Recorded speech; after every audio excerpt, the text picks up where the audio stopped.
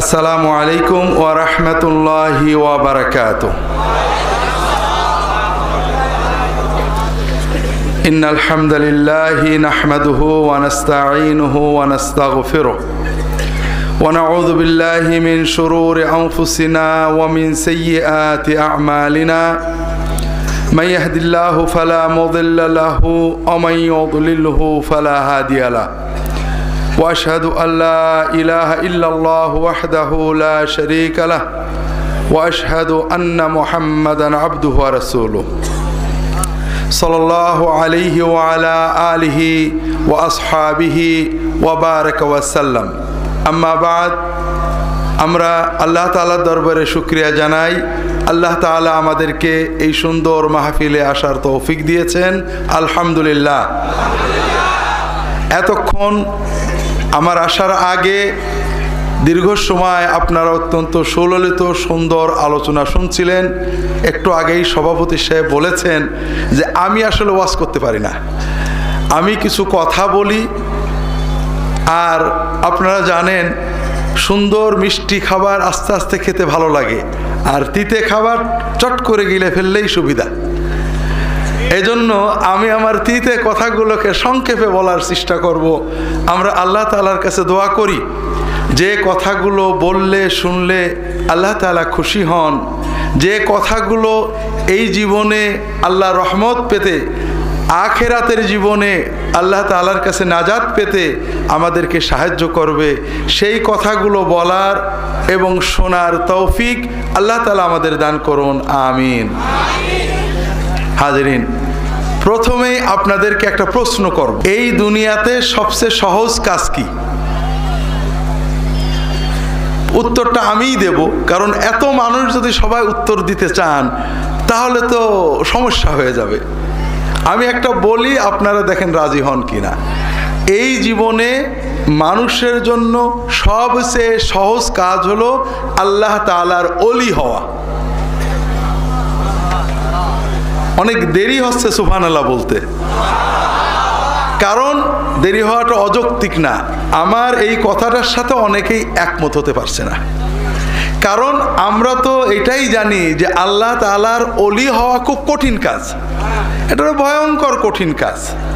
এটা কি করে সহজ হয়, এটা কি করে সহজ হয় আমি বলার চেষ্টা করব। তার আগে আরেকটা প্রশ্ন করি, আল্লাহর ওলি হওয়া সহজ, আল্লাহর ওলিকে, এটা আমরা আলোচনা করব কেন? যেন আমরা ওলিদেরকে চিনে তাদের কাছ থেকে দোয়া নিতে পারি, ঠিক না? একেবারে আমি শিক্ষক মানুষ, আমাদের ভাই শিক্ষক মানুষ, পরীক্ষার খাতায় হলে 0 পেতেন, উত্তর 16 আনা গলত, ভুল।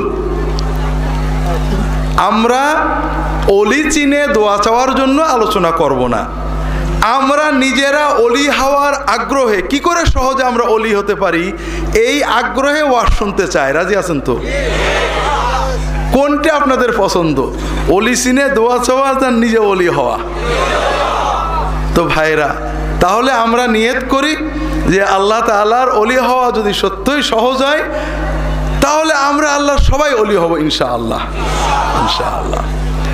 তাহলে এখন আমি যে দাবিটা করলাম এটা প্রমাণ করতে হবে, এবং কিভাবে আল্লাহর ওলি হওয়া যায়, কোরআনে আল্লাহ কিভাবে তা শিখিয়েছেন, এটা আমরা পর্যালোচনা করব ইনশাআল্লাহ তাআলা। প্রথম কথা, আল্লাহর ওলি হওয়া মানে আল্লাহকে খুশি করা, আল্লাহর প্রেম অর্জন করা, ঠিক না ভাই?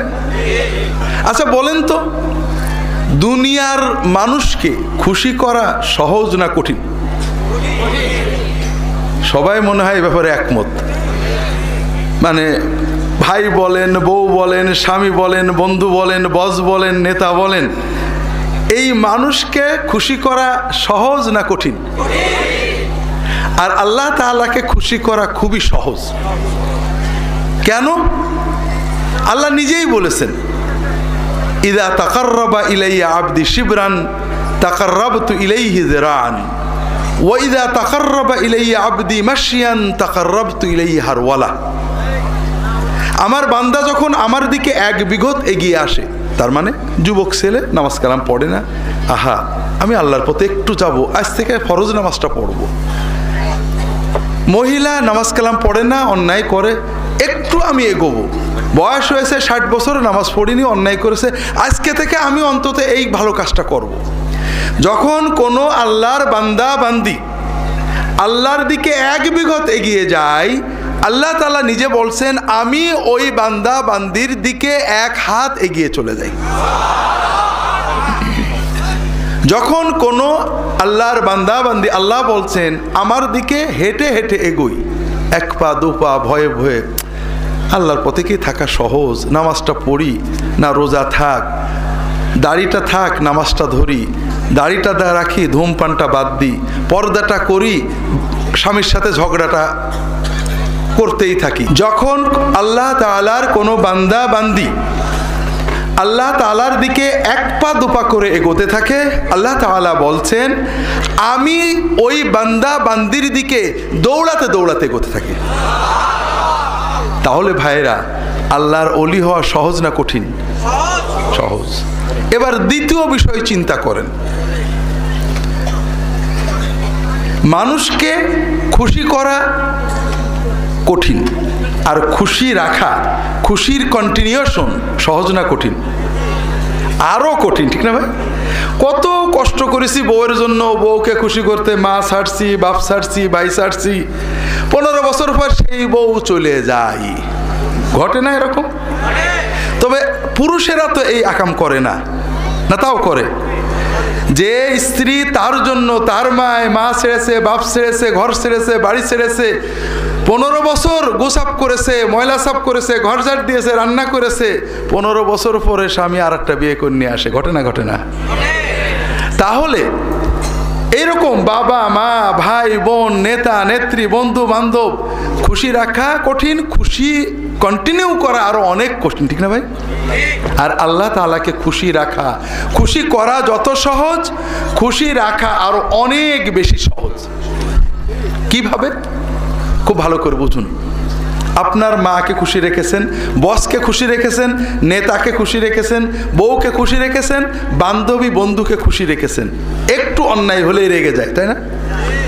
এত আদরের স্বামী ভাত একদিন খারাপ হয়ে যায়, যা তা গাল দেয়, আছে না নেই? এত আদরের বউ একদিন শাড়িটা কুমা হয়েছে অথবা একটা অন্যায় কথা বলে ফেলেছে, রাগারাগি ঝগড়ার শেষ নেই, ঠিক হয় না? হয় না? আর আল্লাহ তাআলা কত ভালোবাসেন বান্দাকে। আল্লাহ তাআলা বলছেন, আল্লাহ রসুল সাল্লাল্লাহু আলাইহি ওয়াসাল্লাম বলছেন, ইন্নাল্লাহা ইয়াবসুতু ইয়াদাহু বিল-লাইলি লিয়াতুবা মুসিউন নাহার ওয়া ইয়াবসুতু ইয়াদাহু বিন-নাহার লিয়াতুবা মুসিউল লাইল। আল্লাহ তাআলা বান্দা যখন গুনাহ করে ফেরেশতাদের শিখিয়ে দেন, গুনাহটা সঙ্গে সঙ্গে লেখো না, গুনাহটা সঙ্গে সঙ্গে লেখো না, সারাদিন অপেক্ষা করো, দিনের ভিতরে যদি তওবা করে ওর নামে কোনো গুনাহই লেখো না।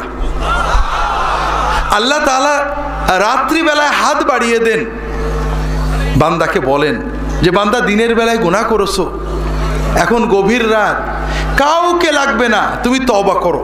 তওবা মানে কিচ্ছু না, তওবা মানে পীর সাহেব না, মৌলানা সাহেব না, হুজুর না, তওবা মানে কোনো বিশেষ বাক্য না, তওবা মানে মনের ভিতরে গভীর অনুতাপ, আল্লাহ অন্যায় করেছি, গভীর ক্রন্দন, আল্লাহ মাফ করে দাও, আর কখনো করব না, এই সিদ্ধান্ত।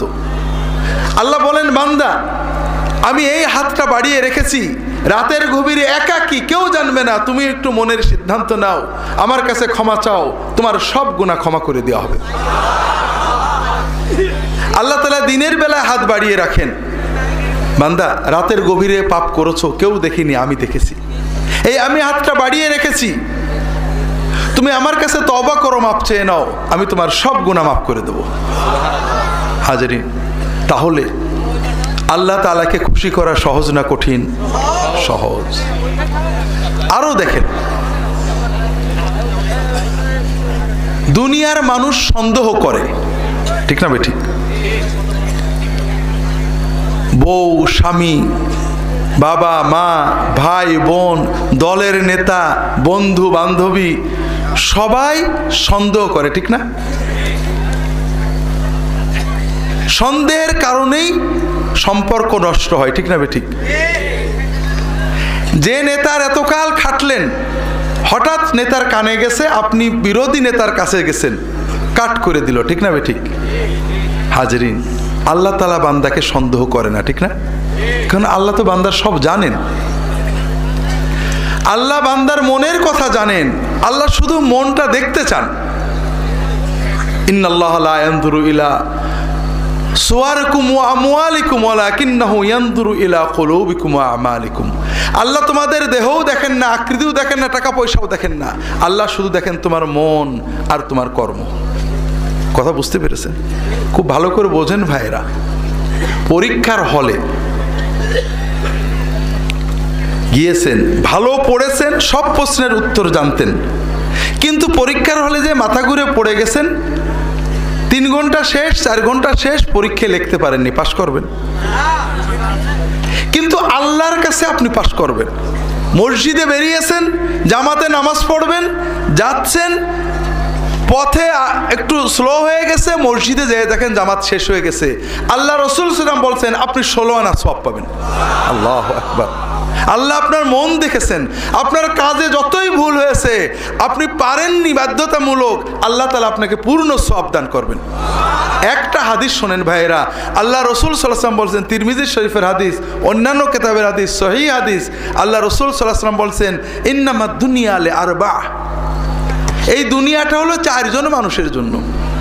রাজুলুন আতাহুল্লাহু মালান ওয়া ইলমান, একজন মানুষকে আল্লাহ তাআলা সম্পদও দিয়েছেন, ইলমও দিয়েছেন, অর্থাৎ আল্লাহ তাকে টাকা পয়সা শক্তি মর্যাদা দিয়েছেন। আর এই টাকা পয়সা শক্তি মর্যাদা কোথায় ব্যয় করলে আল্লাহ খুশি হন সেই জ্ঞানও তার আছে। কাজেই সে ফাহুয়া ইউনফিকুহু ফি হাক্কিহি, সে তার সম্পদ শক্তি ব্যয় করে মানুষের কল্যাণে। যেখানে ব্যয় করলে আল্লাহ খুশি হন, হাসপাতাল বানায়, মাদ্রাসা বানায়, মসজিদ বানায়, এতিমদেরকে দেয়, গরিবদেরকে দেয়, দরিদ্র অসহায় মানুষের সেবায় দেয়, আত্মীয় স্বজনের জন্য ব্যয় করে।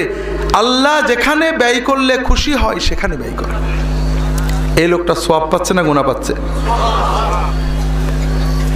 ওয়ারাজুলুন আতাহুল্লাহু ইলমান ওয়া লাম ইউতিহি মালান, আর একজন মানুষকে আল্লাহ জ্ঞান দিয়েছেন কিন্তু টাকা পয়সা সম্পদ দেননি। তার জ্ঞান আছে যে হাসপাতাল বানালে, গরিবদেরকে টাকা দিলে, শীতার্তকে কম্বল দিলে, অসহায়কে সাহায্য করলে, মাদ্রাসা বানালে, মানুষের কল্যাণে ব্যয় করলে, মানুষের বিপদে পাশে দাঁড়ালে আল্লাহ খুশি হয়, খুব জানে, কিন্তু ক্ষমতা নেই, টাকা নেই। সে বলে আল্লাহ ওই ব্যক্তির মতো টাকা সম্পদ যদি আমি পাইতাম, আল্লাহ আমি মানুষের পাশে দাঁড়াতাম, আমার টাকা দিয়ে আমি হাসপাতাল বানিয়ে দিতাম, মাদ্রাসা বানিয়ে দিতাম, ওই গরিবদের পড়াশোনার ব্যবস্থা করতাম, অসহায়দের বৃত্তি দিয়ে দিতাম, আলেমদেরকে সহযোগিতা করতাম। খুব ইচ্ছা তার, প্রচণ্ড ইচ্ছা, দৃঢ় ইচ্ছা, স্থির সিদ্ধান্ত, টাকা পেলেই ভালো কাজ করবে। আল্লাহ রাসূল সাল্লাল্লাহু আলাইহি ওয়াসাল্লাম বলছেন যে ওই ব্যক্তি, প্রথম ব্যক্তি টাকা ব্যয় করে ভালো কাজ করে যে সওয়াব পাচ্ছে, দ্বিতীয় ব্যক্তি কোনো টাকা ব্যয় না করে, কোনো কাজ না করে, শুধু মনের দৃঢ় উদ্দেশ্য, ইচ্ছা, নিয়ত, বাসনার কারণে সমান সওয়াব লাভ করছে। আল্লাহু আকবার। আল্লাহর ওলি হওয়া কত সহজ। শুধু আপনার মনের দৃঢ় ইচ্ছা, দৃঢ় সিদ্ধান্ত, আল্লাহর কাছে আপনি সওয়াব পেয়ে যাচ্ছেন। গুনাহও কিন্তু এরকম ভাই। আল্লাহ রাসূল সাল্লাল্লাহু আলাইহি ওয়াসাল্লাম বলছেন রাজুলুন আতাহুল্লাহু মালান ওয়া লাম ইউতিহি ইলমান, আরেকজনকে আল্লাহ সম্পদ দিয়েছেন, দুর্ভাগ্য সম্পদ কোথায় ব্যয় করলে আল্লাহ খুশি হন জানে না। ফাহুয়া ইয়াখবিতু ফীহি, তার টাকা, তার শক্তি, সম্পদ অন্যায় করে, জুলুম করে, অন্যায় বিচার করে, সিনেমা হল বানায়, যাত্রা নিয়ে আসে, সার্কাস নিয়ে আসে, যুবকদেরকে মদ খাওয়া শিখায়, মাদকতা শিখায়, দল ভারী করার চেষ্টা করে, মানুষের ভিতরে অশ্লীলতা বেহায়াপনা প্রসার করে, মানুষের কল্যাণে ব্যয় করে না। এ লোকের গুনাহ হচ্ছে না সওয়াব হচ্ছে? আর একজন রাজুলুন মা আতাহুল্লাহু লাম ইউতিহিল্লাহু মালান ওয়ালা ইলমান, টাকাও নেই, জ্ঞানও নেই, কিন্তু মনের দৃঢ় বাসনা আছে, যদি আমি এই লোকের মতো টাকা পেতাম, আমিও একটা সার্কাস আনতাম, যাত্রা আনতাম, সিনেমা হল বানাতাম, টিভির ডিশের ব্যবস্থা করতাম, যুবকদেরকে নিয়ে দল বানাতাম, পয়লা বৈশাখের মিছিল করাই দিতাম, সবাই আমাকে ভালো বলতো, বিরাট কিছু বলতো। মনের খুব বাসনা। আল্লাহ রাসূল সাল্লাল্লাহু আলাইহি ওয়াসাল্লাম বলছেন ওয়া হুমা ফিল উজরি সাওয়া, ওই আকাম করে যত গুনাহ পাচ্ছে, শুধু আকামের দৃঢ় সিদ্ধান্ত করে এই চতুর্থ ব্যক্তি তেমনই গুনাহ অর্জন করছে। কাজেই ভাইরা, দুনিয়ার বিচারে কর্ম, শুধু কর্মই দেখে মানুষ। আর আল্লাহ কর্ম দেখেন, কিন্তু মনটাই সবচেয়ে বড়। কথা বুঝতে পারেননি? তাহলে আল্লাহর ওলি হওয়া সহজ না কঠিন ভাইরা? এখন প্রশ্ন হলো, আল্লাহর ওলি হওয়ার জন্য শর্ত যোগ্যতা কি কি লাগে? দুনিয়াতে সব কাজের জন্য তো যোগ্যতা লাগে, লাগে না? একজন জাতির সেবা করবে, যুদ্ধ করে দেশের নিরাপত্তা রক্ষা করবে, আর্মিতে যাবে, খুব দেশপ্রেম, কিন্তু উচ্চতা মাত্র 4 ফুট, আর্মি হতে পারবে? একজনের খুব শখ ডাক্তার হয়ে জনগণের সেবা করবে, কিন্তু লেখাপড়ায় ভালো না, ডাক্তার হতে পারবে? একজনের খুব শখ সুন্দরী একটা মেয়ে বিয়ে করবে, কিন্তু নিজে একেবারেই দেখতে খারাপ, দেখেও কোনো সুন্দরী মেয়েই তাকে পছন্দ করছে না, হতে পারে না এরকম? একজনের খুব শখ ভালো গায়ক হবে, গায়িকা হবে, কিন্তু গলা ভেড় ভেড়ে আমার মতো, পারবে নাকি? তাহলে দুনিয়াতে যে কোনো কাজে সফল হওয়ার জন্য একটা যোগ্যতা লাগে, সবাই পারে না, কেউ পারে কেউ পারে না। আল্লাহর ওলি হওয়ার জন্য কি যোগ্যতা? 5 ফুট 2 ইঞ্চি উচ্চতা লাগবে, ঠিক না? অন্তত ম্যাট্রিক পাস, আলেম পাস হতে হবে, হাফেজে কোরআন তো হতে হবে, গায়ে জোর তাকত তো থাকা লাগবে, কিছু না হোক অন্তত পীর সাহেব তো হওয়া লাগবে, পীর সাহেবের মুরিদ তো হওয়া লাগবে, পীর সাহেবের জামাই তো অত্যন্ত হতে হবে, হ্যাঁ, তাও লাগবে না।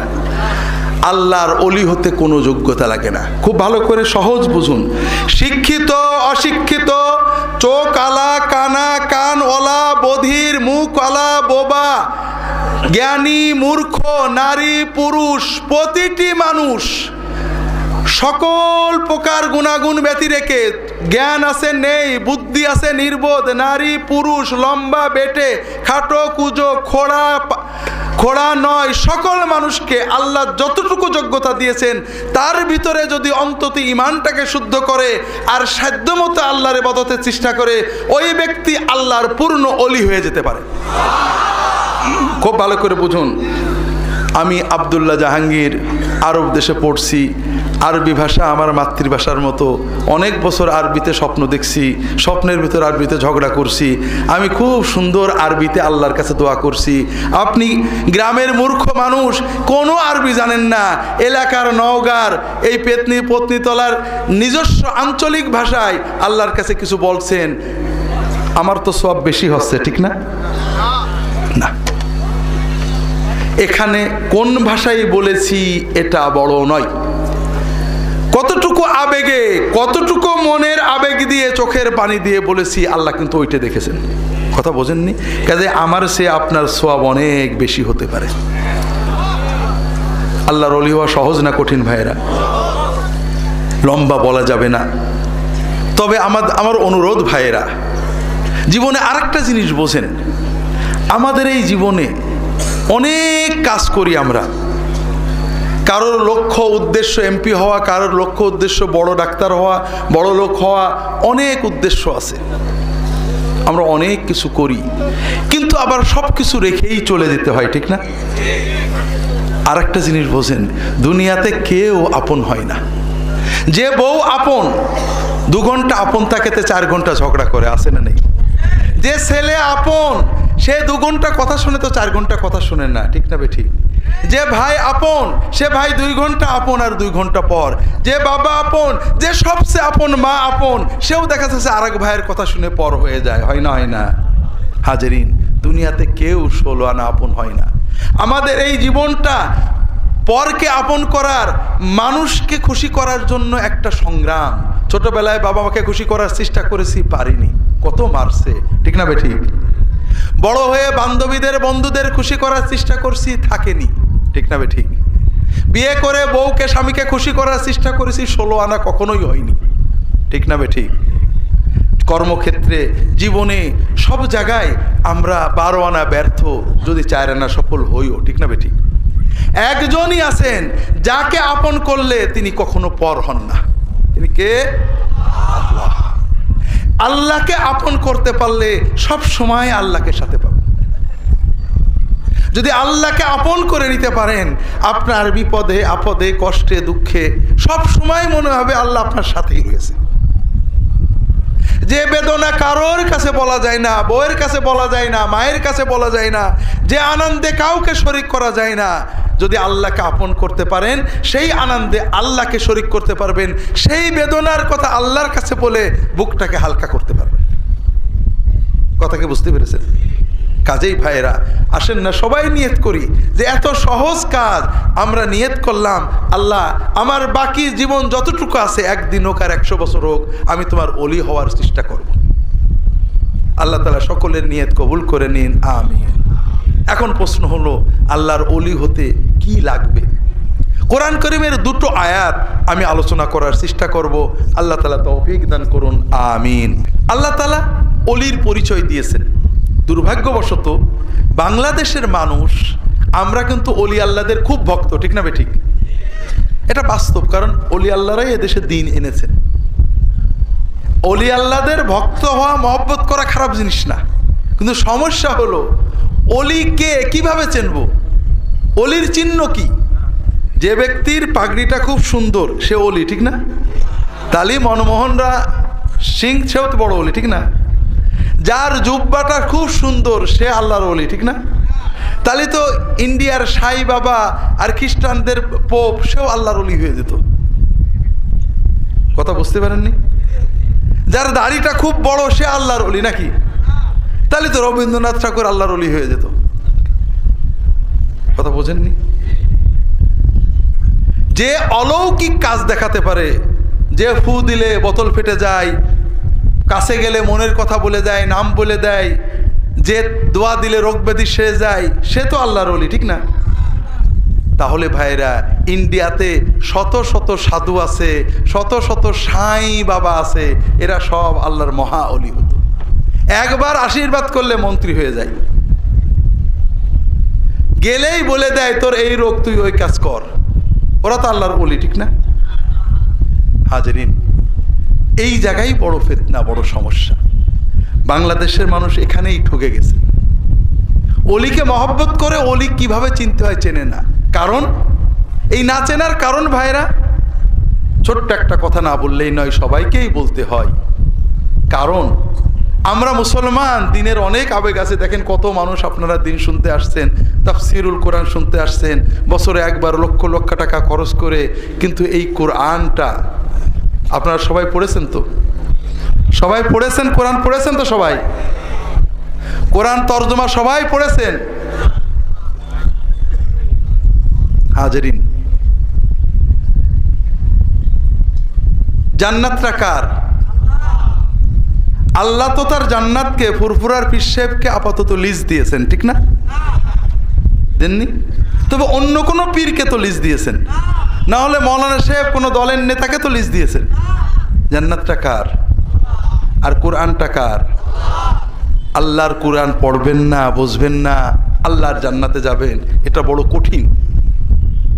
যদি ঈমান বাঁচাতে চান, আলেমদের মুখে শুনতে হবে, ওয়াজ শুনতে হবে, সব ঠিক আছে, মশলা শুনতে হবে, কিন্তু সাথে সাথে একটা কাজ করতে হবে, সেটা হলো আল্লাহর কোরআন পড়তে হবে। কথা বোঝেননি?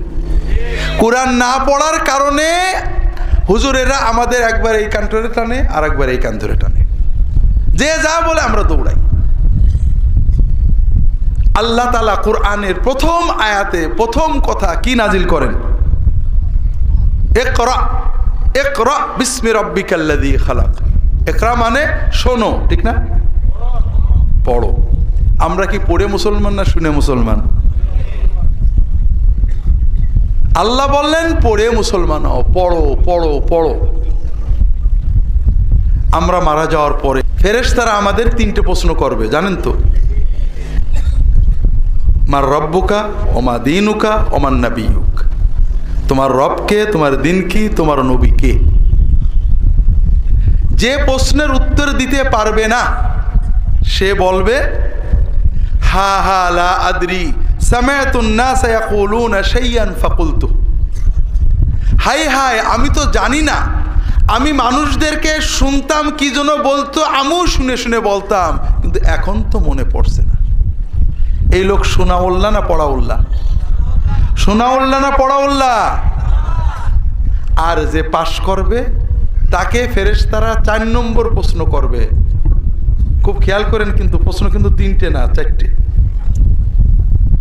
চতুর্থ প্রশ্ন তারা করবেন, ওমা ইউদরিক বিমা দাঁড়াইতা, তুমি যে এই 3টে প্রশ্নের উত্তর সঠিক সঠিক বলে দিলে, কিভাবে জানলে, কোথার থেকে শিখলে?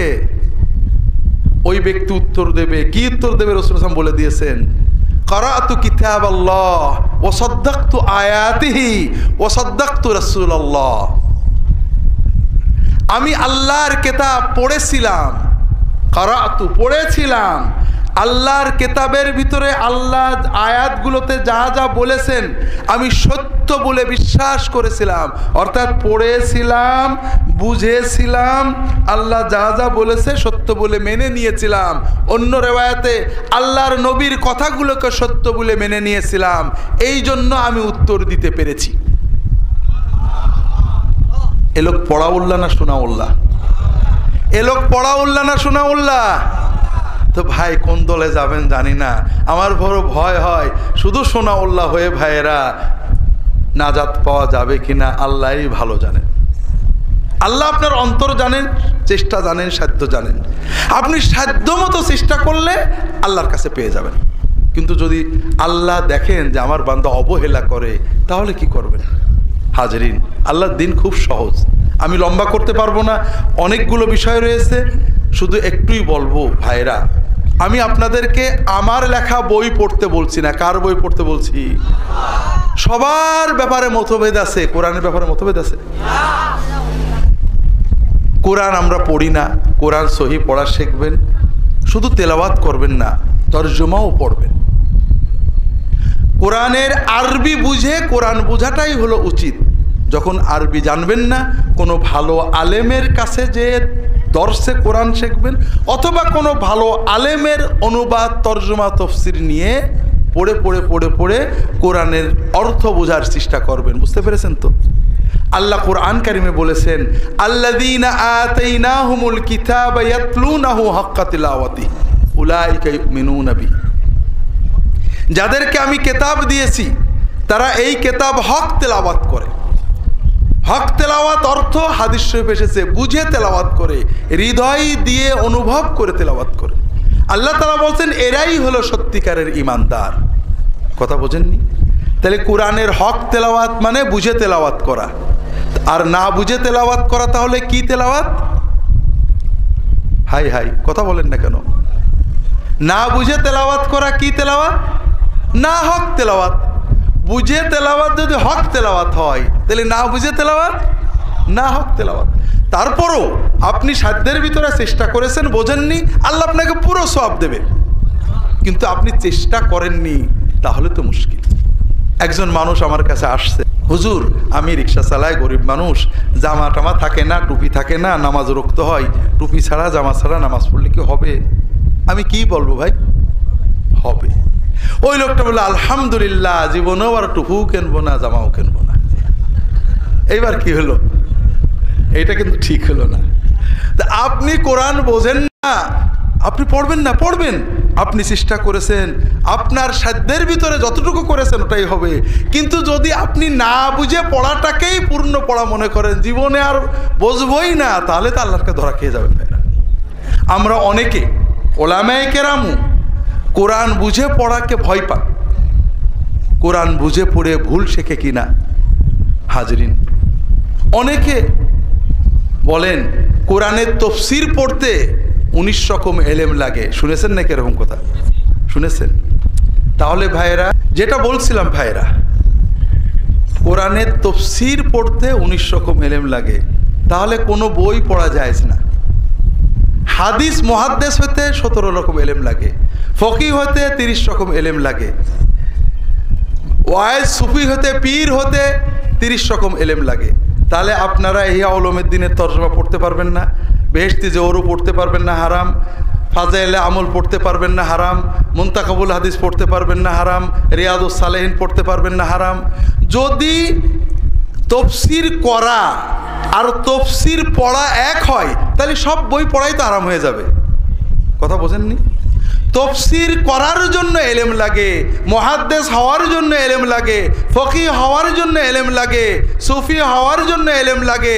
কিন্তু তাসাউফের বই লিখতে, লেখা বই পড়ার জন্য, হাদিসের লেখা বই পড়ার জন্য, আমলের লেখা বই পড়ার জন্য, ফেকার লেখা বই পড়ার জন্য কোনো এলেমই লাগে না, না এলেম আলাদের জন্যই তো বইগুলো লেখা হয়। কথা বুঝতে পারেননি?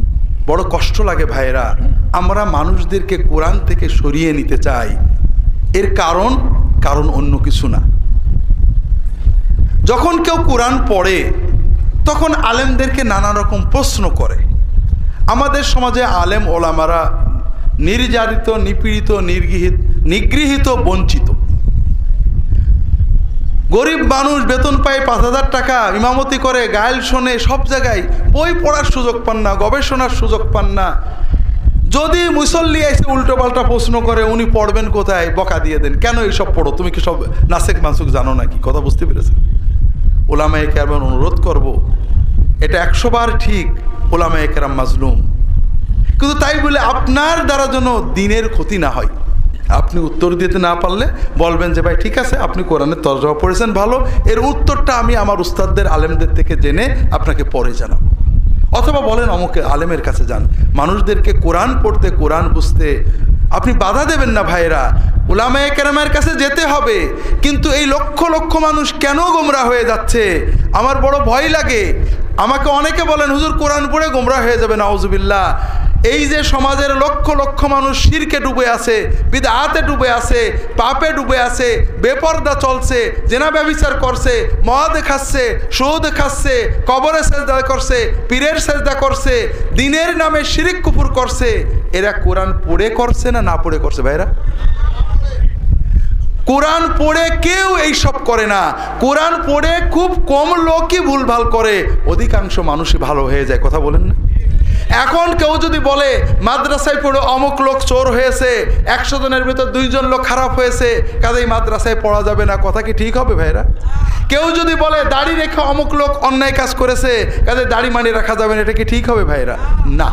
কাজেই আমার অনুরোধ হলো, ভাইরা যদি সত্যিকারের ইমান বাঁচাতে চান, ইমান নিয়ে জান্নাতে যেতে চান, আল্লাহর ওলি হয়ে জান্নাতে যেতে চান, সব কথা বলবো। প্রথমে যে কথা হয়তো শেষে বলা হবে না, ভুলে যাব। আল্লাহর হস্তে নিজের ইমান নিজে বাঁচাতে হবে ভাইরা। নিজে কোরআন পড়ুন, সহি তেলাওয়াত শিখুন, কোরআনের তর্জমা পড়ুন।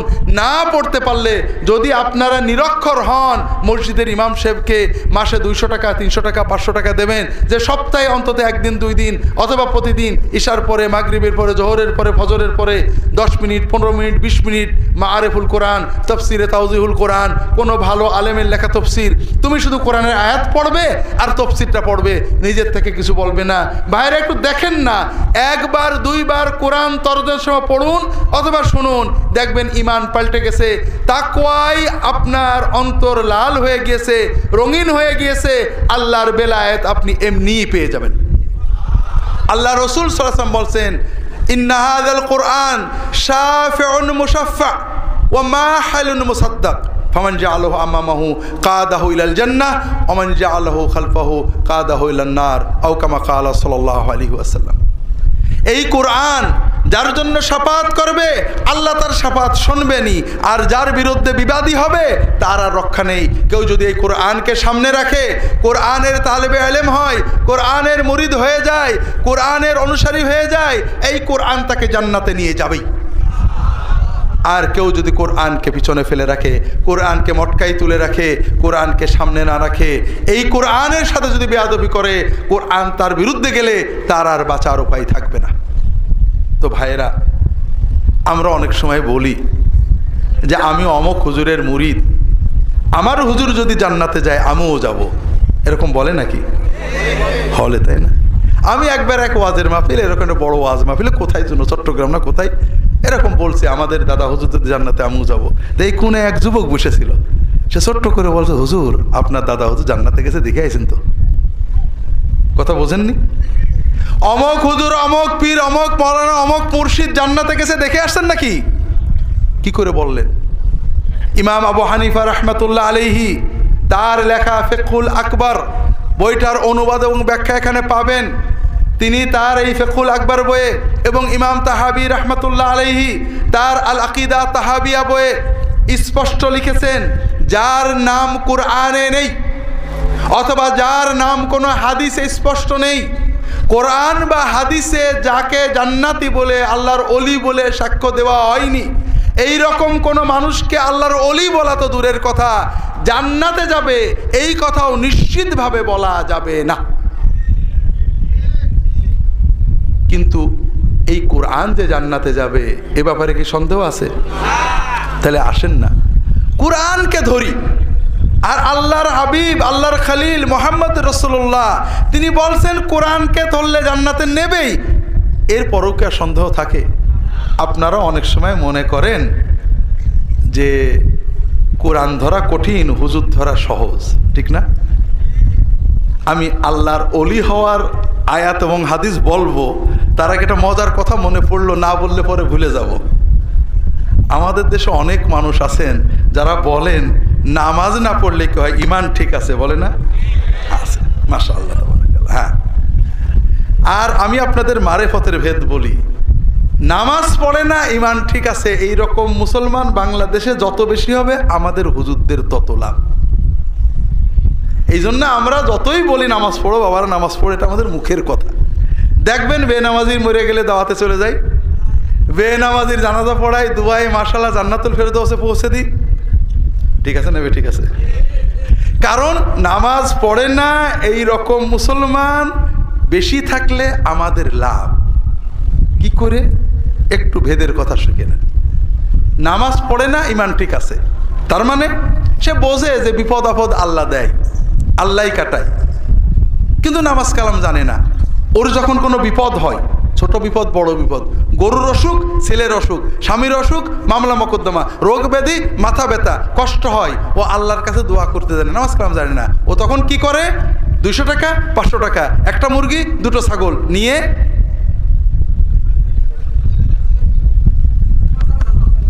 আমাকে অবহেলা করেন না, বাংলাদেশের 16 কোটি মানুষের জন্য প্রায় 12 লাখ পীর আছে, তার ভিতরে আমি একজন, একবার খেলাফত পাওয়া পীর। কাজেই আমরাও ভাগের ভাগ কিছু পাই। তাহলে বেনামাজি মুসলমান নারী পুরুষ দেশে বেশি থাকলে আমাদের লাভ না লস? আর আপনাদের লস। কেন? 1 নম্বর হলো ইমানটা লস। কারণ আপনি আল্লাহ রসুল সাল্লাল্লাহু আলাইহি ওয়াসাল্লাম বারবার বলেছেন নামাজ না পড়লে ইমান ঠিক থাকে না। যত হুজুরি যাই বলুক, মুহাম্মদ রাসূলুল্লাহ সাল্লাল্লাহু আলাইহি ওয়াসাল্লাম বলছেন নামাজ না পড়লে ইমান ঠিক থাকে না।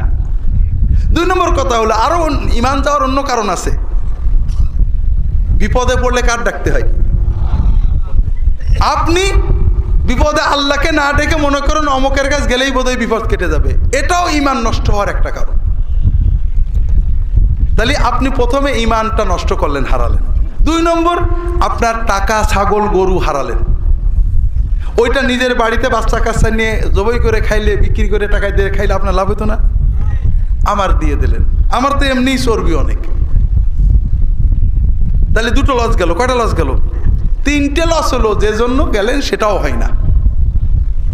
এই হুজুরির সব হাদিয়া দিলেই কি বিপদ কেটে যায়? একেবারে প্রতি বছরই তো দেয়া লাগে, তারপরও বিপদ থেকেই যায়, ঠিক না? ঠিক।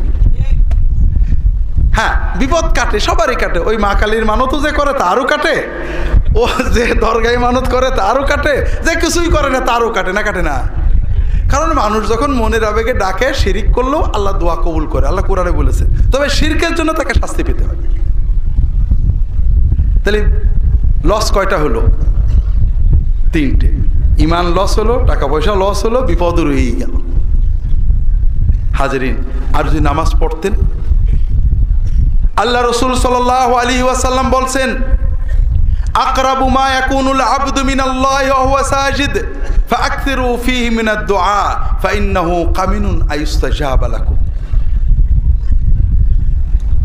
বান্দা যখন নামাজে সাজদা করে তখন বান্দা আল্লাহ তাআলার সবচেয়ে কাছে চলে যায়, নিকটবর্তী হয়ে যায়, বান্দার সাথে আল্লাহর দিদার হয়ে যায়। ওই সাজদার ভিতরে তোমরা বেশি বেশি করে আল্লাহর কাছে দোয়া করবে।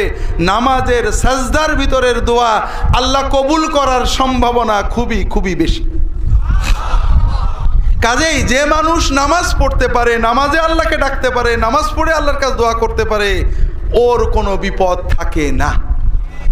আমি আপনাদের নিশ্চয়তা দিয়ে বলছি, নামাজটা মন দিয়ে পড়েন। নামাজের সেজদায় রাসূলুল্লাহ সাল্লাল্লাহু আলাইহি ওয়াসাল্লাম যে সুন্দর সুন্দর দোয়া পড়তেন, পড়েন। একটা মাস পড়ে দেখেন, আপনার কোনো বিপদ থাকলে আপনি আমাকে বলেন। আপনারা মনে করেন নামাজ পড়া কঠিন, হুজুরের কাছে যাওয়া সহজ। ঠিক এ কথাটাকে, চিন্তাটাকে ঠিক। নামাজ আমার মালিকের সাথে পড়বো, 2 মিনিট 5 মিনিট মালিকের সাথে কথা বলবো, আর হুজুরের কাছে যাব, গাড়ি উঠবো, গাড়ি চড়বো, টাকা নেব, হাদিয়া নেব, দেব, আবার টেনশন করব। সহজ কোনটে? আল্লাহু আকবার। বাইরে একটা কথা বলি, হয়তো টিভিতে কেউ কেউ শুনেছেন, আমার জীবনে অনেক কথা আছে। ইসলামিক টিভিতে তখন প্রোগ্রাম করি, আমি কোন কোন দিনে প্রোগ্রাম করি, লাইভ প্রোগ্রাম জানে তো সবাই। টিভি প্রোগ্রামের আগে বসে আসি, কিছুক্ষণ আগেই পৌঁছে যেতাম। হঠাৎ এক ভাই এসে আসি, ঢাকা একেবারে বাইতুল মুকাররমের কাছে, ওখানে কি যেন বিজয়নগর না কি নাম, যাই হোক, ওইখানে বাসা বাড়ি। বলছেন যে হুজুর আপনার প্রোগ্রাম নিয়মিত শুনি, আপনারা তো তাবিজ নিতে এই সমস্ত যারা করে ওদের কাছে যাইতে নিষেধ করেন, কিন্তু আমি খুব বিপদে পড়েছি, এখন কি করব, সুন্নাতের আলোকে কোনো আমল আছে কিনা একটু বলেন। তো ভাই কি বিপদ? তা আমার একটু জমি আছে ঢাকার ভিতরে, জমিটার এক ডেভেলপারকে দিছি, জমির জন্য দলিলগুলো ডেভেলপারকে দিতে হয়। তো জমির দলিলগুলো ডেভেলপারকে দিছি, সে কাগজপত্র রেডি করে এগ্রিমেন্ট করে আমার টাকা দেবে ইত্যাদি। কিন্তু এখন সে দলিলও করছে না, টাকাও দিচ্ছে না, আমার দলিল ফিরিয়েও দিচ্ছে না। আর এইসব ডেভেলপাররা খুব প্রভাবশালী হয়, সন্ত্রাসী বসে। হুজুর আমার এখন ভয় আসছে, আমার জমিও গেল, আমার টাকাও গেল, সবই গেল। কি করব, কি করবে আমি তো আর জানি না। তো এখন আমি তাকে বললাম যে ভাই, আল্লাহকে ডাকতে হবে।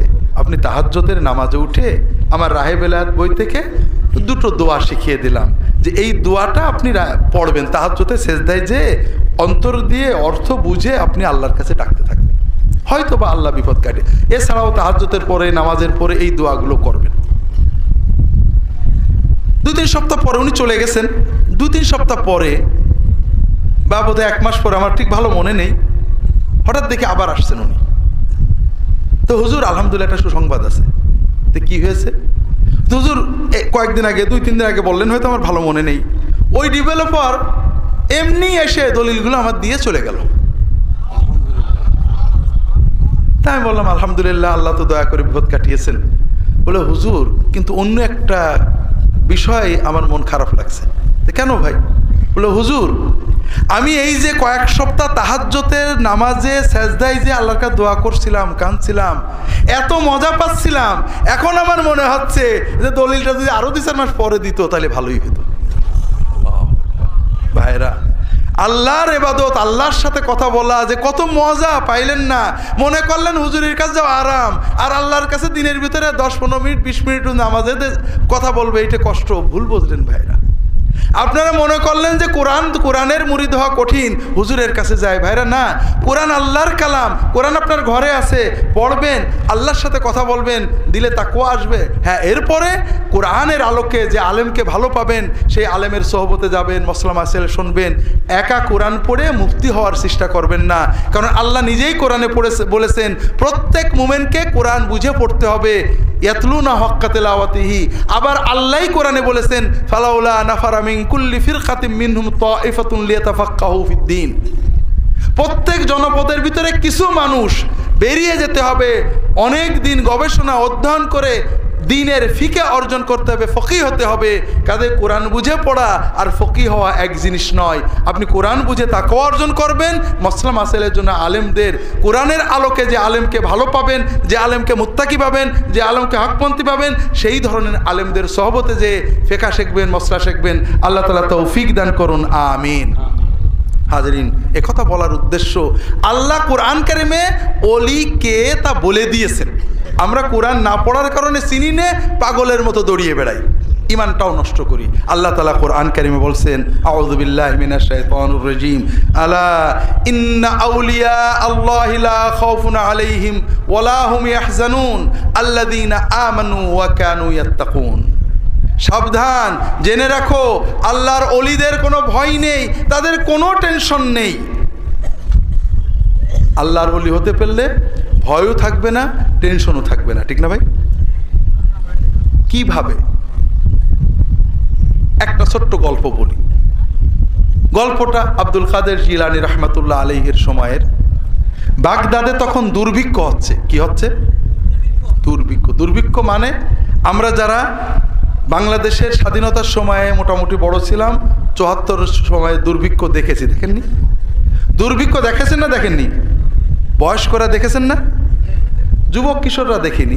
দুর্ভিক্ষ মানে হলো খাবার নেই, টাকা পকেটে আসলে খাবার কিনতে পাওয়া যাচ্ছে না, টাকা নেই, খাবারের দাম আগুন, মানুষ না খেয়ে রাস্তায় মরে আসে, লাশ পড়ে আসে, এর নাম হলো দুর্ভিক্ষ।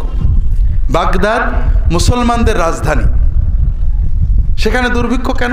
ক্রুসেড যুদ্ধের কারণে সারা মুসলিম বিশ্বে দুর্ভিক্ষ তৈরি হয়ে গেল। আর এ সময়ে আব্দুল কাদের জিলানী রহমাতুল্লাহ আলাইহির জন্ম। আমরা আব্দুল কাদের জিলানী রহমাতুল্লাহ আলাইহিকে দেবতা বানিয়েছি, মিথ্যা মিথ্যা অলৌকিক গল্প বানিয়েছি, অথচ উনি কি ছিলেন? মুজাদ্দিদ ছিলেন, সংস্কারক ছিলেন। এই যে ইমান হারা মুসলমানদের ক্রুসেডাররা দখল করেছে, এদের ভিতরে ইমান উজ্জীবিত করেছেন, উনি ওয়াজ করেছেন, মুসলমানদেরকে আখিরাতমুখী করেছেন। আর উনারই মতো আবেদদের, মুজাদ্দিদদের ওয়াজ নসিহত চেষ্টার ফলে সালাউদ্দিন আইয়ুবের মতো মানুষ তৈরি হয়েছে এবং ১০০ বছরের মাথায় ক্রুসেডারদেরকে বিতাড়িত করা হয়েছে। তো যেটা বলছিলাম ভাইরা, আব্দুল কাদের জিলানী রহমাতুল্লাহ আলাইহি তার মাদ্রাসা মসজিদ খানকায় বসে আছেন। দুর্ভিক্ষের সময় সবাই মুখ চুন, বড় লোকদের মুখ চুন, কারণ টাকা আছে, খাবার নেই। আব্দুল কাদের জিলানী শোনেন যে কে একটা মানুষ যেন বাইরে দিয়ে গান গেতে গেতে যাচ্ছে। উনার একটু কৌতূহল হয়েছে যে এ সময় তো সবার মুখ চুন, মন খারাপ, দুশ্চিন্তা, এত ফুর্তিকার। দেখেন যে একটা যুবক ছেলে ডাকছে, বাবা এসো তো, সালাম কালাম হয়েছে। বাবা, বাগদাদের সওদাগর, ধনী, আমির, ওমরা সবার মুখ চুন, তোমার এত ফুর্তি কেন, এত গান? ওই যুবক বলেছে যে হুজুর, আমি কোনো বড় লোক সওদাগর কিচ্ছু না, আমি বাগদাদের অমোঘ ধনী ব্যবসায়ী সওদাগরের চাকর, কৃতদাস। হুজুর, বাগদাদের সবার টেনশন থাকতে পারে, আমার হুজুর টেনশন নেই, কারণ আমার মালিক খুব চালাক। আমার মালিক আগে থেকে দুর্ভিক্ষের আভাস পেয়ে বাড়িতে মাটির নিচে বিশাল গোডাউন করে ৮-১০ বছরের খোরাকি জমা করে রেখেছে, আর আমি ওইটা জানি। কাজেই বাগদাদের সব লোক না খেয়ে মারা গেলেও আমার কিছু হবে না, আমার মালিকের চাকরদের মালিকের কিছু হবে না। কাজেই আমি মালিকের হুকুম শুনি, মালিকের ঠিক মতো কাজ করি, ফুর্তিতে গান গাই। কথা বোঝেননি হাজেরিন? আমাদেরও তো একজন মালিক আছে না? তারও তো একটা ভান্ডার আছে না? তাহলে আমাদের টেনশন কেন? ওই মানুষ, চাকরের মানুষ, মালিকের যে ভান্ডার, ওই ভান্ডার পোকা লেগে নষ্ট হতে পারে না, আগুন লাগতে পারে না, চোর ডাকাত পড়তে পারে না, বাদশা খবর পেয়ে কেড়ে নিতে পারে না, ওই মালিক ওই চাকরটাকে তাড়িয়ে দিতে পারে না? পারে। তারপরেও এই সম্ভাবনাগুলো কোনো বিবেচনা করিনি। মালিকের ভান্ডার আছে, মনে ফুর্তি আছে। আমাদের মালিকের ভান্ডার চুরি হতে পারে, ডাকাতি হতে পারে, পুড়ে যেতে পারে, মালিক কি আমাদের তাড়িয়ে দেবেন? না। তাহলে আমাদের এত টেনশন কেন? খুব ভালো করে বুঝুন। যদি ওই মানুষ চাকর তার মানুষ মালিকের ভান্ডারের উপরে যে আস্থা, ইয়াকিন এনেছিল, এর অর্ধেক, 4 আনা 2 আনা ইয়াকিন আমাদের মালিকের ভান্ডারের উপর আমাদের থাকতো, তাহলে আমাদের কোনো টেনশন হতো না। হাজেরিন, এখনো এই বাংলাদেশে অনেক মানুষ আছে যাদের গা ঘামে, হৃদয় ঘামে না। রিক্সা চালাচ্ছে, ছেলের অসুখ হয়েছে দৌড়াচ্ছে হাসপাতালে, মেয়ের অসুখ হয়েছে, বউয়ের অসুখ হয়েছে সেবা যত্ন করছে, দৌড়াদৌড়ি করছে, কিন্তু তার অন্তরে কোনো টেনশন নেই। সে তো জানে আমার মালিকের হাতেই সব, আর আমার জন্য যেটা ভালো আমার মালিক সেটাই করে। কথা বুঝতে পারেননি? এই আস্থা অর্জন করার জন্যই বাকি কাজ আল্লাহ বলে দিলেন কি কাজ করতে হবে। এর পরের আয়াতে আল্লাহ ওলিদের বিবরণ দিলেন। আল্লাহ তাআলা বললেন, আল্লাযীনা আমানু ওয়া কানু ইয়াত্তাকুন, যাদের ঈমান ঠিক আছে এবং তাকওয়া ঠিক আছে তারা সবাই আল্লাহর ওলি। কথা বোঝেননি? ওলি হতে মাত্র দুটো জিনিস লাগে। কয়টা জিনিস? কয়টা জিনিস ভাই? একটা হলো ঈমান আর একটা হলো তাকওয়া। এর দুটো জিনিসই সহজ। শিক্ষিত অশিক্ষিত, বুদ্ধিমান নির্বোধ সবাই অর্জন করতে পারে, কিন্তু জিনিসটা বুঝতে হবে। আমরা একটু বোঝার চেষ্টা করি। আল্লাহ তাআলা এই দুটো জিনিসকে অন্য আয়াতে 4 পর্যায়ে ভাগ করেছেন। আল্লাহ তাআলা বলছেন, আউযু বিল্লাহি মিনাশ শাইতানির রাজীম, ইয়া আইয়ুহাল্লাযীনা আমানুত্তাকুল্লাহ ওয়াবতাগু ইলাইহিল ওয়াসিলাতা ওয়াজাহিদু ফি সাবিলিহি লাআল্লাকুম তুফলিহুন। হে ঈমানদারগণ, তোমরা আল্লাহকে ভয় করো, আল্লাহর দিকে ওসিলা সন্ধান করো এবং আল্লাহর পথে জিহাদ করো। ঈমান, তাকওয়া, ওসিলা, জিহাদ, এই 4টে যদি তোমরা অর্জন করতে পারো তাহলে আশা করা যায় তোমরা সফলতা লাভ করতে পারবে। তাহলে মূল হলো ওলি হওয়ার জন্য ঈমান এবং তাকওয়া। আর এই তাকওয়ার বিষয়টা আল্লাহ অন্য আয়াতে 3টে পর্যায় করে দিলেন। তাহলে আমরা এই 4টে বিষয় বোঝার চেষ্টা করব। আল্লাহ তাআলা তৌফিক দান করুন, আমিন। হাজরিন, ঈমান আমরা সবাই এনেছি, ঠিক না? ঈমান আনার জন্য আমরা কি বলেছি? লা ইলাহা ইল্লাল্লাহু মুহাম্মাদুর রাসূলুল্লাহ। লা ইলাহা ইল্লাল্লাহু মানে কি? আল্লাহ ছাড়া কোনো মাবুদ নেই, আল্লাহ এক, ঠিক না? আরবের যারা কাফের ছিল, আবু জাহাল, আবু লাহাব, উতবা, সাইবা, ওরা কি আল্লাহ এক মানতো? মানতো নাকি ভাই? হাজরিন, আসলে এই প্রশ্নেও ঠকে গেছেন, উত্তর গলত হয়েছে। আল্লাহর কোরআনে অনেক জায়গায় আছে যে আরবের কাফেররা আল্লাহকে এক মানত।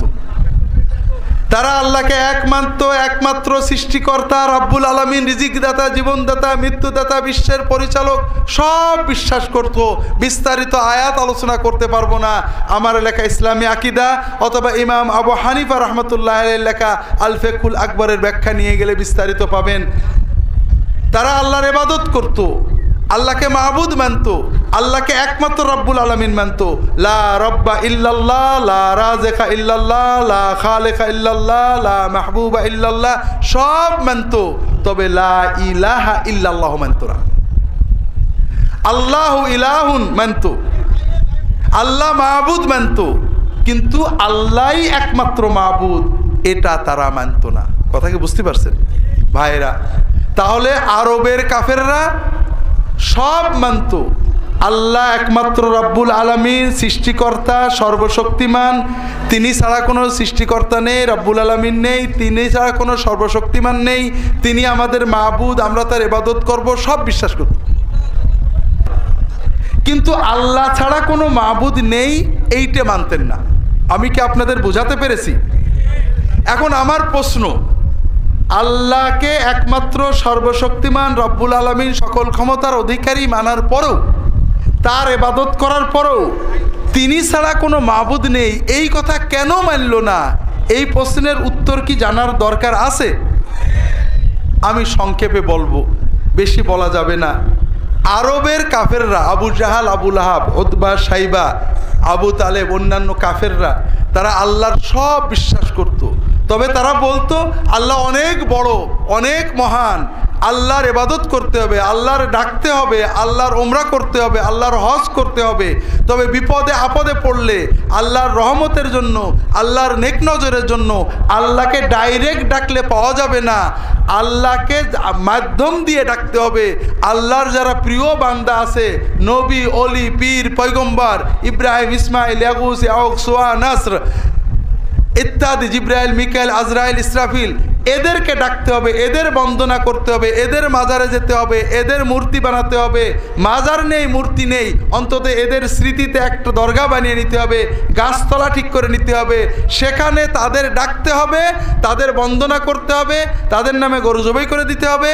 তাদের যখন ধ্যান করবেন, তারা যখন খুশি হবে, আল্লাহর এই মাহবুব বান্দারা জিব্রাইল, মিকাইল, আজরাইল, ইসরাফিল, মুসা, ঈসা, ইব্রাহিম, ইসমাইল, ইয়াগুস, ইয়াউক, সুয়া, নাসর, লাত, মানাত, উজ্জা, হাবল, আল্লাহ তাআলার এই সকল মাহবুব বান্দারা যখন খুশি হয়ে যাবে, তখন আল্লাহও খুশি হবে, আর আল্লাহর কাছ থেকে আমাদের যা চাওয়ার দরকার ওই মাহবুব বান্দারা চেয়ে এনে দেবে।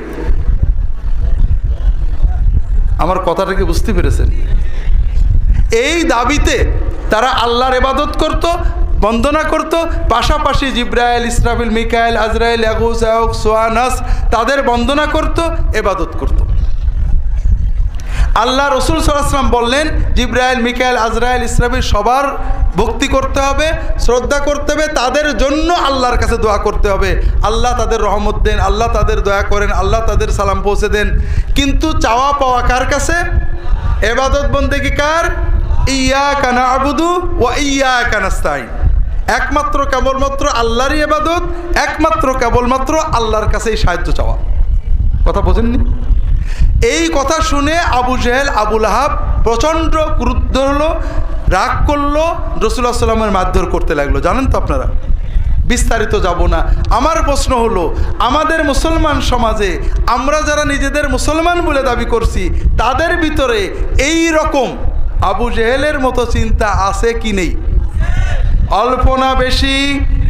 বিষয়টা একটু ক্লিয়ার না করলে আপনারা ইমান যদি ঠিক না থাকে বাকি বেলায়েত কিভাবে পাবেন? কথা বুঝতে পারছেন না? একজন লোক আমার মুরিদ, দুইজন মুরিদের গল্প বলি। একজন আমার মুরিদ, আল্লাহ পাওয়ার জন্য আমার মুরিদ হয়েছে। সে জানে, প্রচণ্ড ভক্তি করে যে আল্লাহ আমার কথা শোনে।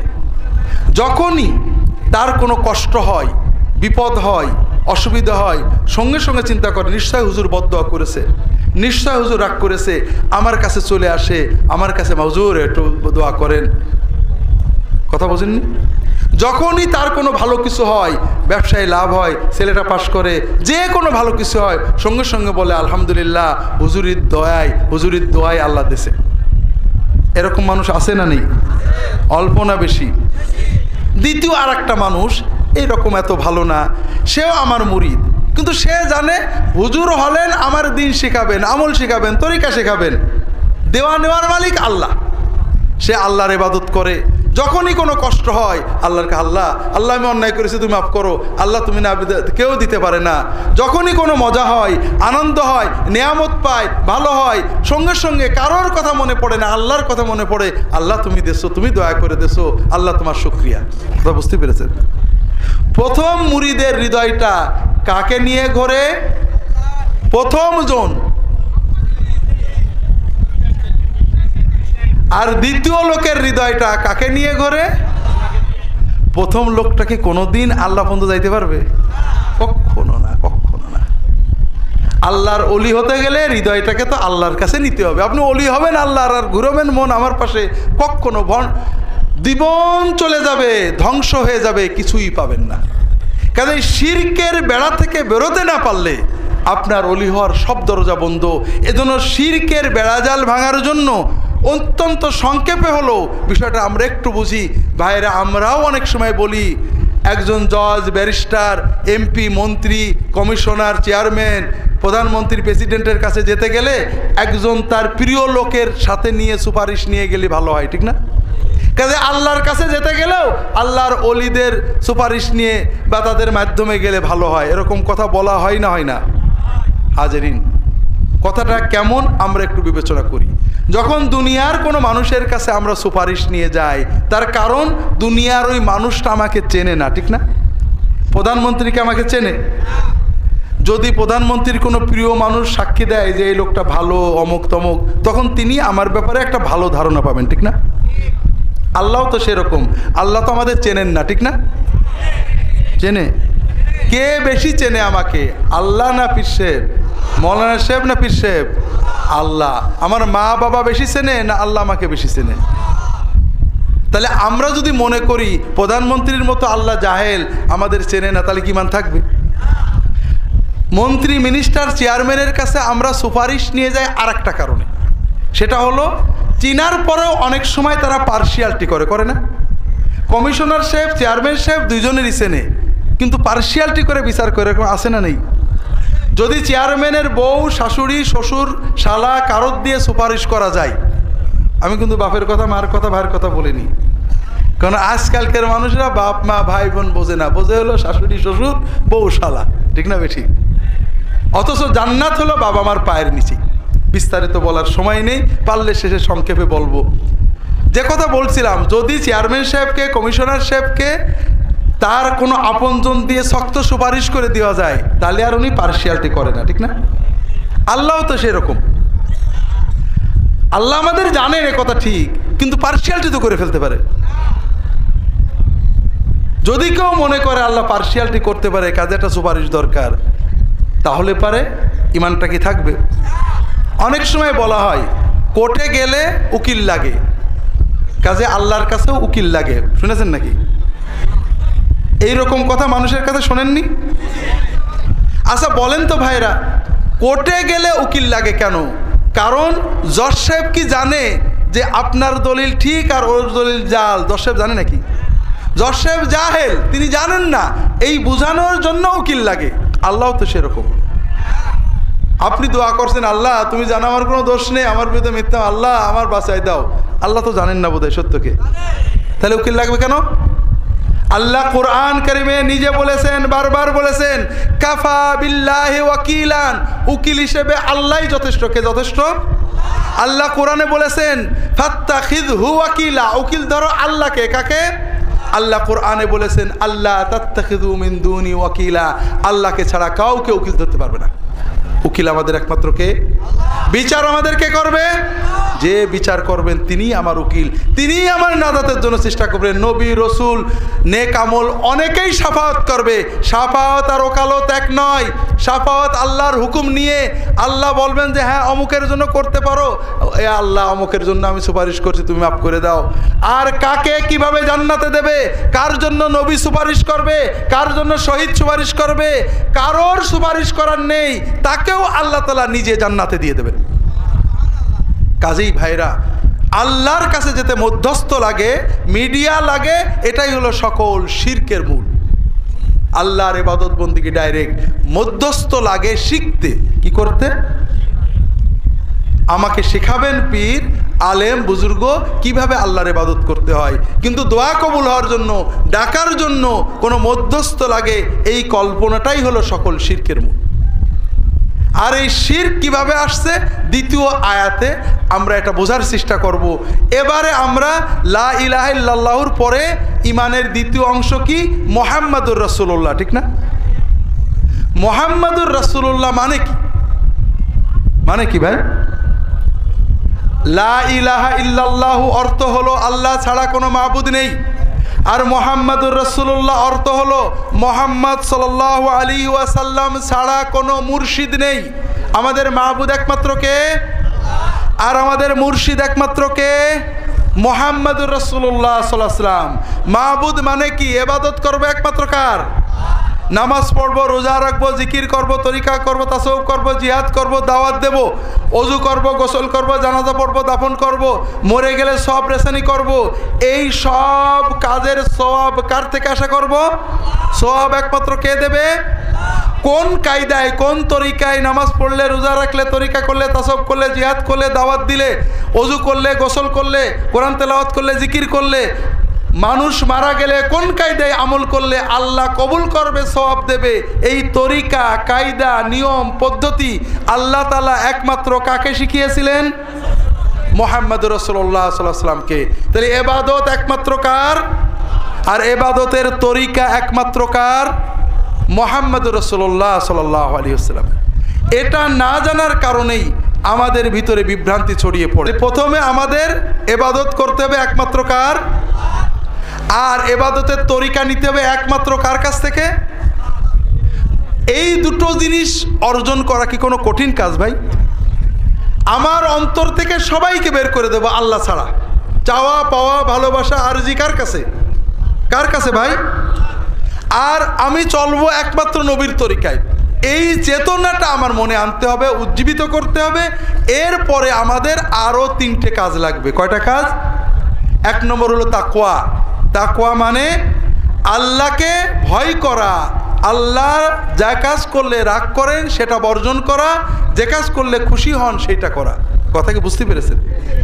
আমি তাকওয়ার কথা বেশি বলবো না, তাকওয়ার জন্য মাত্র 2-3টে কথা বলবো। 1 নম্বর হলো আমাদের দেশে নামাজ পড়ে রোজা রাখে কিন্তু ওজনে কম দেয়, বউয়ের মোহর দেয়নি, কাজে যেয়ে ফাঁকি দেয়, এইরকম মুসলমান আছে নাকি? তাকওয়া হবে? তাকওয়া মানে কি শুধু নামাজ পড়া, রোজা রাখা, দাড়ি রাখা, পাগড়ি পরা?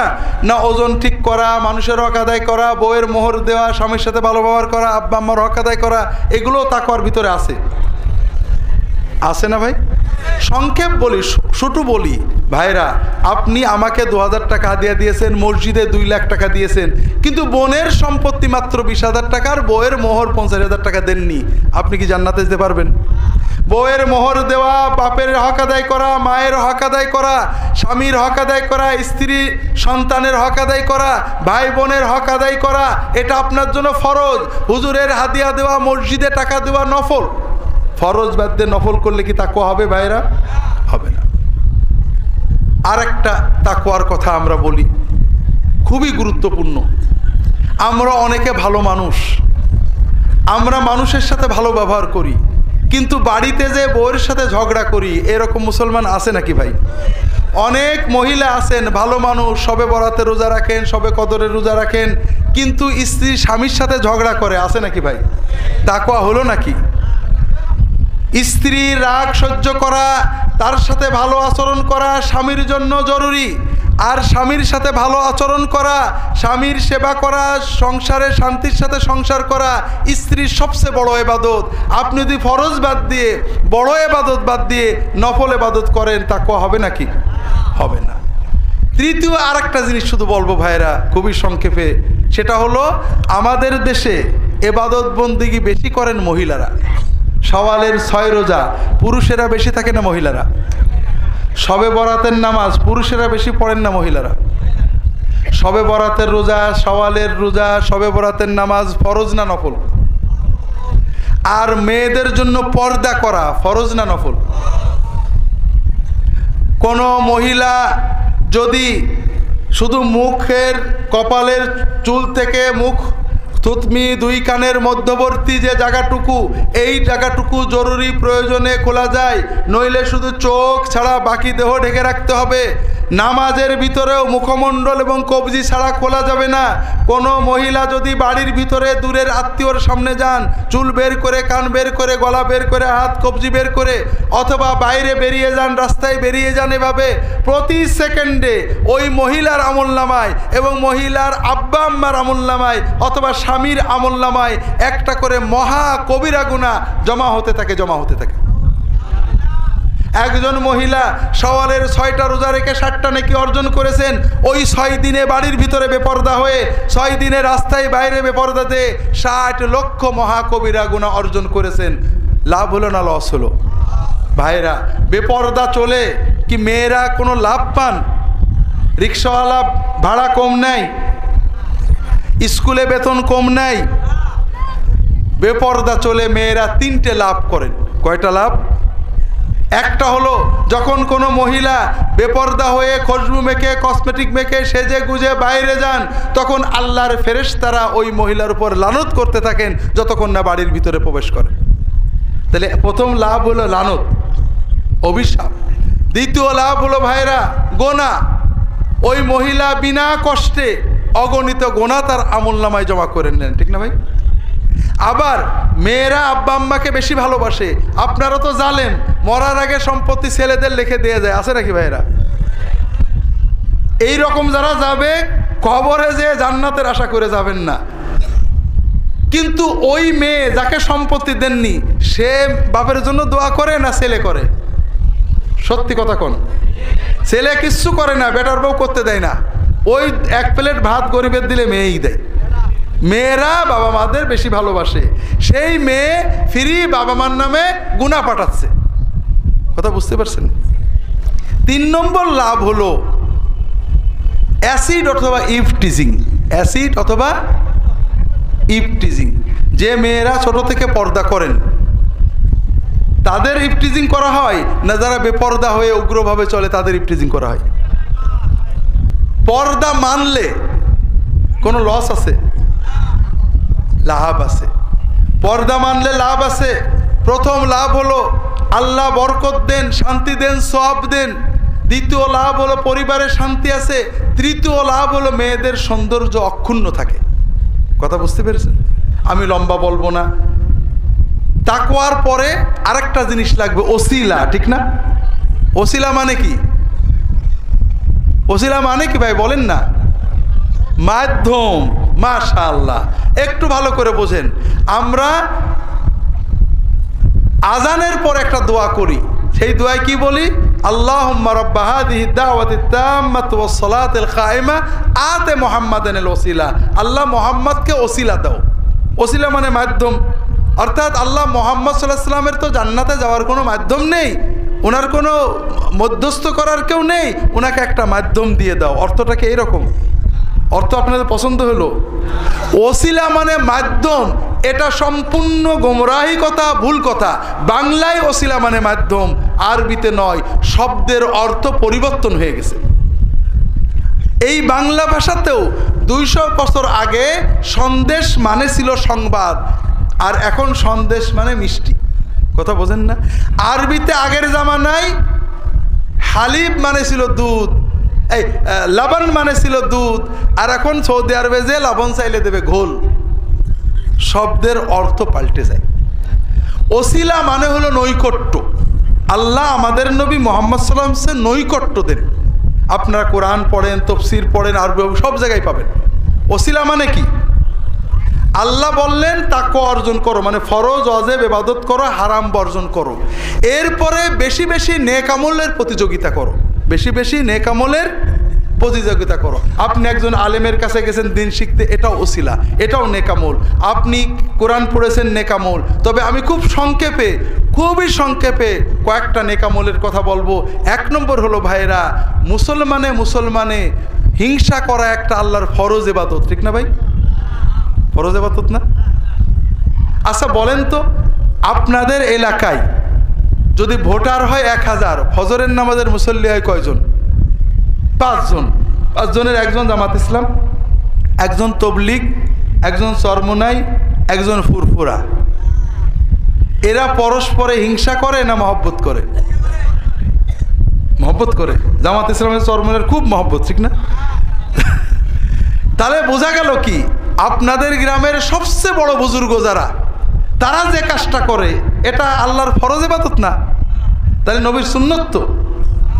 হাজরিন, শয়তান সাধারণ মানুষদের জাহান্নামে নেবে এই গুনার কাজ দিয়ে, আর আলেম উলামা দিনদারদের জাহান্নামে নেবে হিংসা দিয়ে। হিংসা শয়তানের বড় অস্ত্র। আর দলমত নির্বিশেষে সকল মুসলমানকে লা ইলাহা ইল্লাল্লাহ বলেছেন, আমার নবীকে নবী মেনেছে, আল্লাহকে আল্লাহ মেনেছে, সে আমার ভাই। যদি খারাপ থাকে দোয়া করবো, আল্লাহ তোমার নবীর উম্মত ভালো করে দাও। এই জন্য আল্লাহর ওলি হওয়ার বড় ওসিলা হলো, বড় নেক আমল হলো দলমত নির্বিশেষে সকল মুসলমানকে ভালোবাসবেন।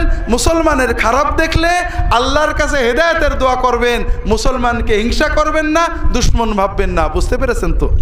বিস্তারিত আমার রাহে বেলায়েতে পাবেন। দ্বিতীয় হলো, আল্লাহর ওলি হওয়ার জন্য খুব সংক্ষেপ ওসিলা হলো মানুষদেরকে আল্লাহর কথা বলা। কথা কি বুঝতে পেরেছেন?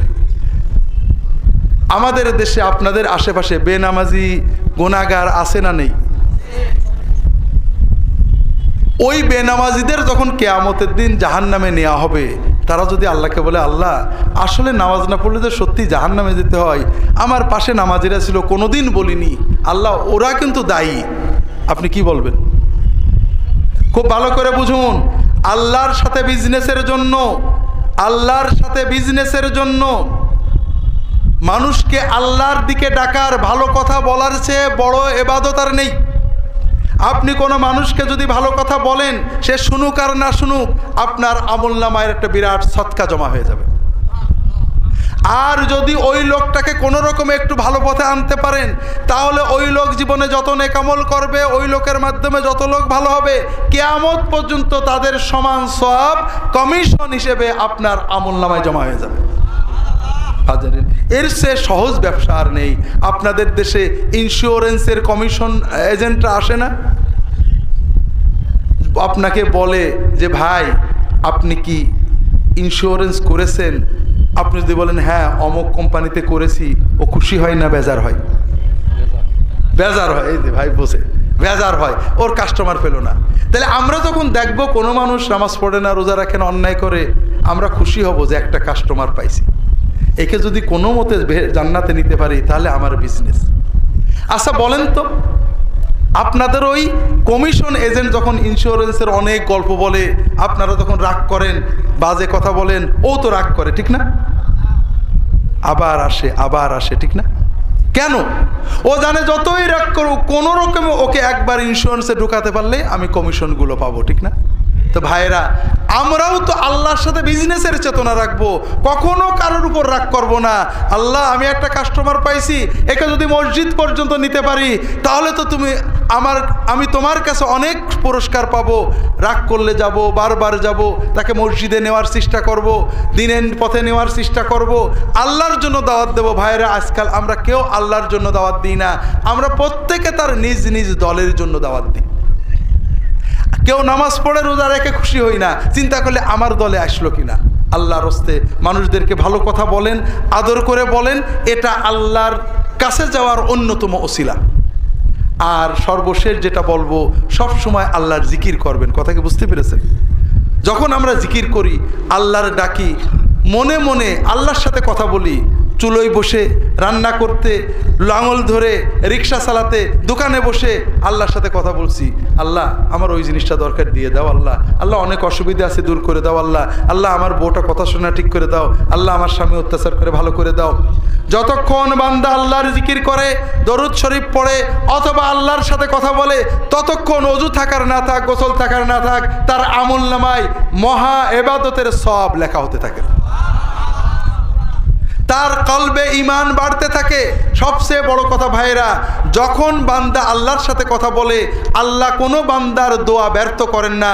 ওই কথা শোনেন, অথবা ওর বিনিময়ে তার একটা বিপদ কাটিয়ে দেন, অথবা জান্নাতে তার জন্য সওয়াব জমা করে রাখেন। কাজেই সবসময় দরুদ শরীফ পড়বেন, জিকির করবেন, আল্লাহর সাথে কথা বলবেন। আল্লাহ কবুল করে নিন, আমিন। শেষ, আল্লাহর পথে জিহাদ। জিহাদ মানে খুনোখুনি মারামারি নয়। জিহাদ কি জিনিস, আমার একটা বই আছে ইসলামের নামে জঙ্গিবাদ, এটা পড়বেন। জিহাদের দাওয়াতের জিহাদ, কেতালের জিহাদ, যুদ্ধের জিহাদ বিস্তারিত পাবেন। এখন আর সময় নেই, আমি আপনাদের কাছে দোয়া